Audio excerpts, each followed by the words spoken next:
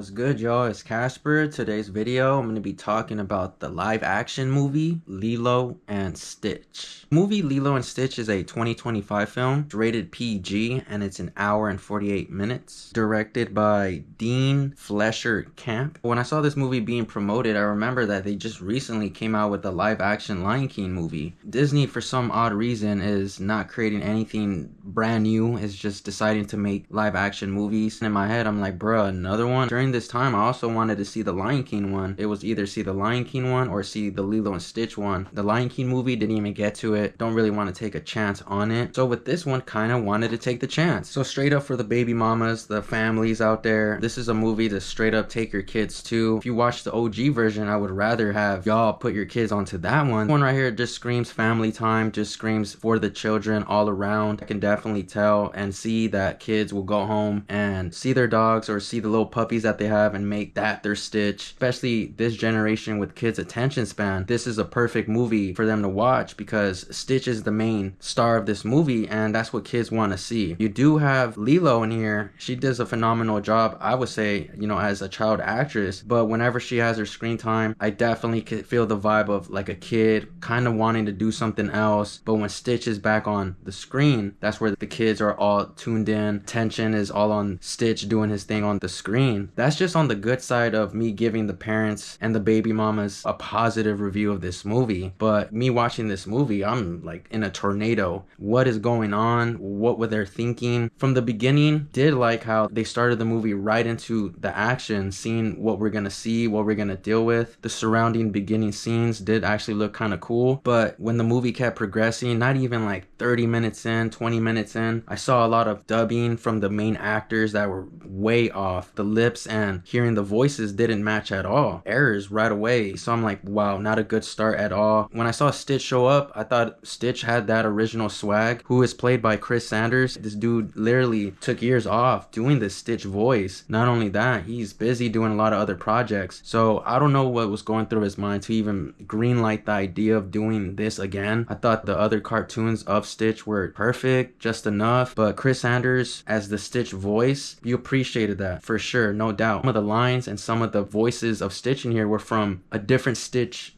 TV show or a different movie. When I saw Stitch, I thought the charismatic, crazy, alien style attitude he had was in the beginning when I saw him, so I thought the introduction was cool. Seeing a lot of the live action characters, that was absolutely wild, to be honest, because at times I thought it was a good look. At times I'm like, maybe this is gonna work. Maybe we can actually do something with this type of live action. When you end up seeing, you know, the real humans, that's right there where it's like, damn, this blend is kind of becoming something different, but in a weird way. I thought the overall Stitch build-up was literally the best thing of the movie. It's the only thing that held this movie from the beginning to the end was just seeing him on screen. You do see some of the actors at times kind of their hands go through Stitch when they're petting him, and I was like, whoa, I can't believe that. That was with Stitch. I thought it was a cool look, but it's not a great thing to see, to be honest. I wish they just still kept it in the animated version. There's one thing that obviously I noticed right away was the main villain. The main villain from the original Stitch is not in here. Captain Gantu, villains in this movie that something was definitely missing. A lot of stuff in this movie that I could point out that was just super off. The editing was off. Captain Gantu not being in this movie, very off. And wild, Zach Galifianakis in this movie, very off. Main villain not in the live action, super fail. 2 thumbs down for doing that. But when you read why they didn't do it, one of the worst excuses ever. They basically said he just didn't fit in the live action movie. What a fail. But that's what happens when you're trying to bring an original movie back to a live action like this, especially an animated one. You gotta add the things that made that animated movie pop, and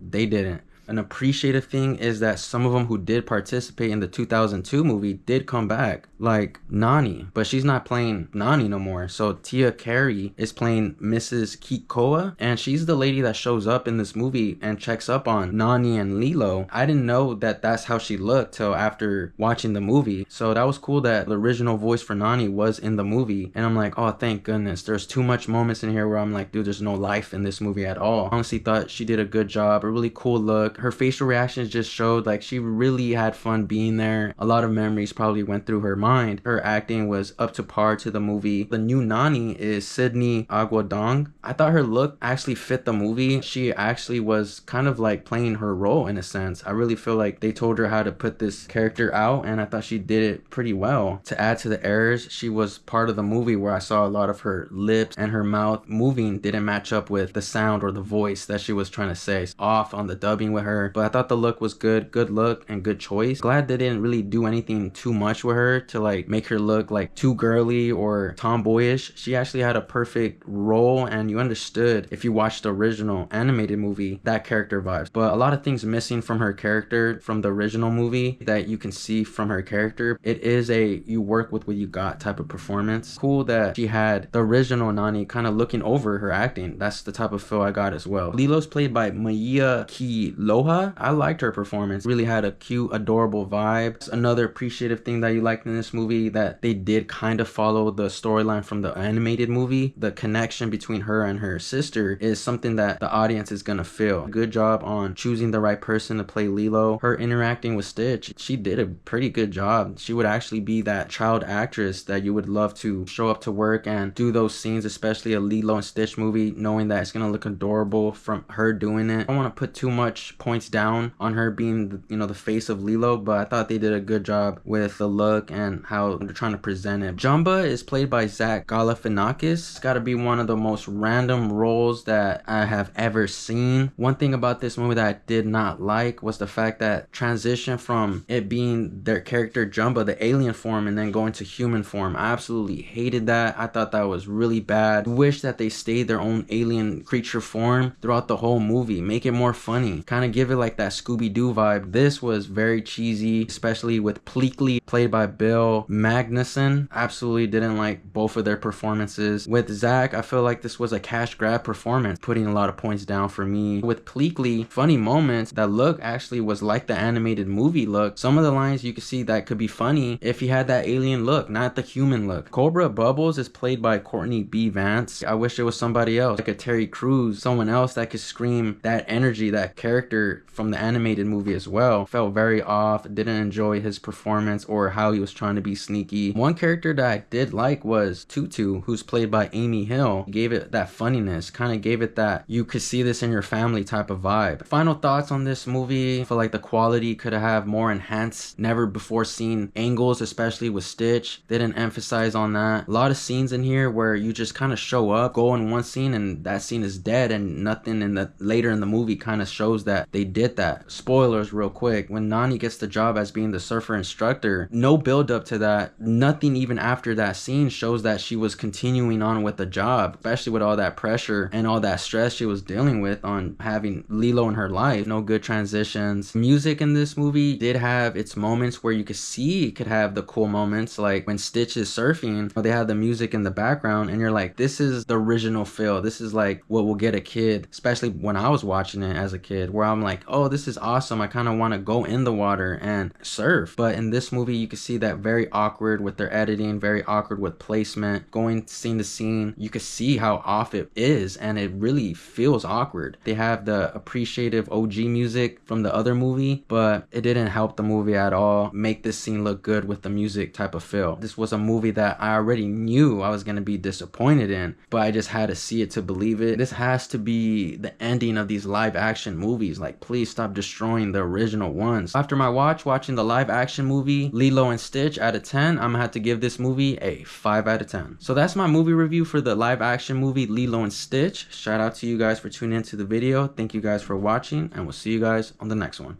Peace, y'all.